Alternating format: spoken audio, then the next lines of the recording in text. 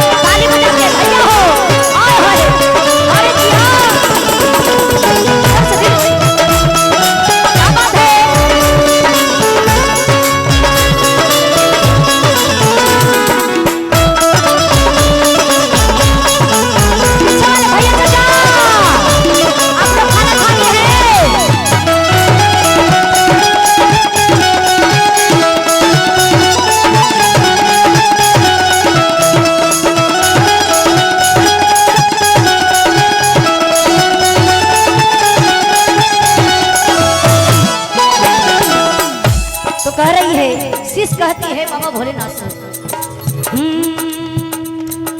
हाँ माना ही चढ़ाबै जी गुरु जी फूलवा के नैया रे जान।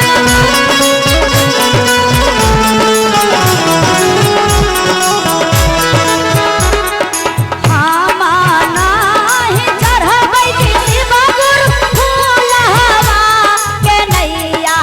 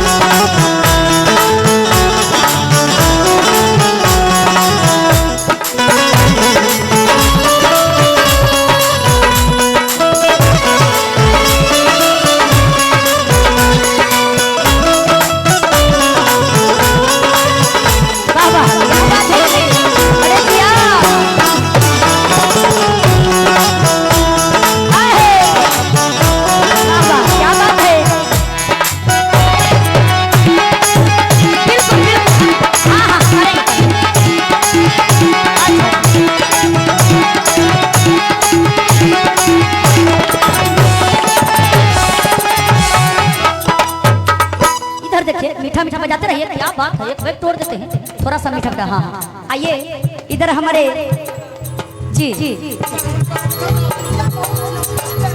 करेंगे, उठाएंगे, हम उठाएंगे, जगाएंगे। अच्छा हम तो सोच रहे थे कि काजनी सब लोग मतलब टेंशन में होंगे हमारे चाचा के लिए, इसलिए थोड़ा सा हम नहीं उठाना चाहते हैं। ठीक है कर देंगे। हाँ पिंकी दीदी जहाँ भी हो, पिंकी दीदी। अच्छा पिंकी दीदी ये माता का दरबार है और बाबा का दरबार है, माई की महारानी का दरबार है। ये कौन दिए हैं? पिंकी दीदी।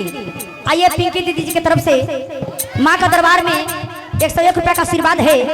और इधर पिंकी दीदी आप भी है, तारा ताली बजा के आशीर्वाद दीजिए हमारे पिंकी दीदी के लिए। 201 रुपया यानी 301 रुपया का आशीर्वाद है इधर से भाई हो। अरे तनी खाली पूड़िया मिठाई न खाते रहो, तालियां बजाते रहो। हाँ हाँ अच्छा भतीजा हुआ है, हुआ है तो सोहर कब गवाइएगा? आज गा दें? कैसे गा देंगे? खाली खाली गाएंगे। आइए उनको भतीजा हुआ है, माँ का दरबार में 301 रुपया का आशीर्वाद दिए हैं तो खुशिहार रहे, 121 रहे, जय जयकार रहे। वो खुशहाली है यहाँ पे। हाँ तो इतना ही में होगा, इतना ही में सोहर होगा। आइए 121 रहे, खुशिहार रहे, जय जयकार रहे। और इनको जरा हमारे पिंकी दीदी जी के लिए जरा ताली हो जाए भाई हो। आए हाय हाय अरे जिया और का भेजलन जब उस शिष्या कह रहलन है कि भगवान ये जो भेजे हैं ये फूल के ना ये तो धूप लगते पूरा मुरझा जाएगा। तो आइए भाव में कर दे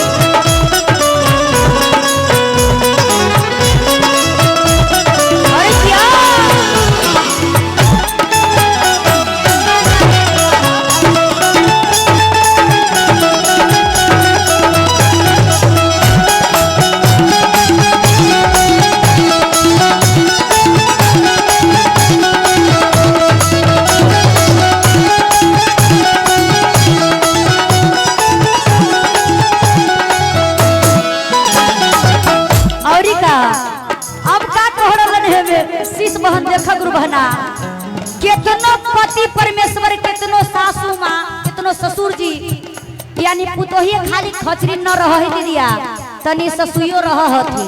और पति जी कितनो भी खचरा रहे तो पत्नी के दाया बरस है ना भाई, हमारे पति परमेश्वर है। तो कह रहे हैं क्या काई से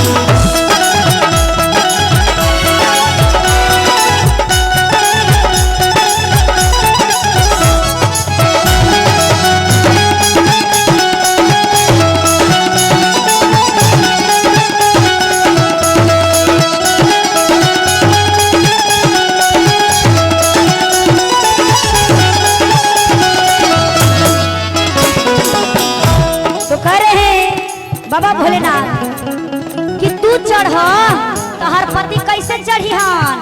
तोहर पति कभी शिव चर्चा शिव गुरु के ज्ञान ले थुन हल आ कभी शिव चर्चा में बैठा हल तुम जैसे आज हमारे भैया लोग बैठे हुए हैं माँ का दरबार में। तो जानते हैं दीदी, ये जो एक दिन या 2 दिन दान पुण्य करने से का हमको नहीं दे रहे हैं, अपना मजूरी जमा कर रहे हैं। कहाँ जहाँ जाइएगा वहाँ पे तो कहते हैं तोहारो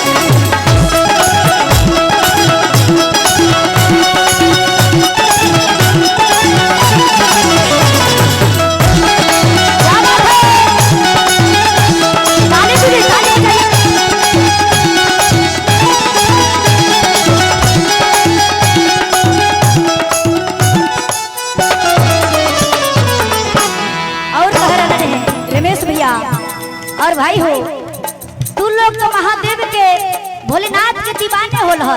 5 मिल के हमारे सूरज भैया हैं, रमेश भैया हैं, संजू भैया, मुन्ना भैया, मनिंदर भैया जी हैं, ये 5 मिलकर भैया आप लोग भी बाबा का दीवाने हैं ना जी? जरा ताली बजाइए तो। आय हाय हाय क्या बात है। जय हो जय हो जय हो जय हो जय हो जय हो जय हो। क्या बात है बीजू जी इधर से। अरे जी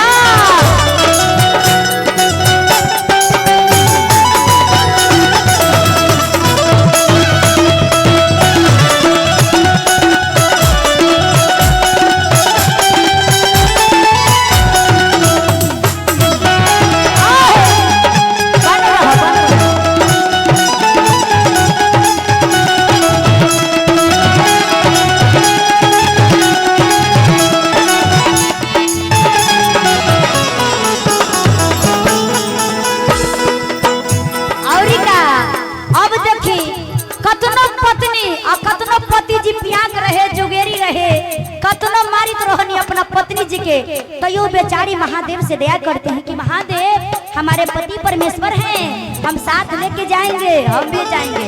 अरे कितनो खजरा रहे भाई अपना के लिए है। और कहते हैं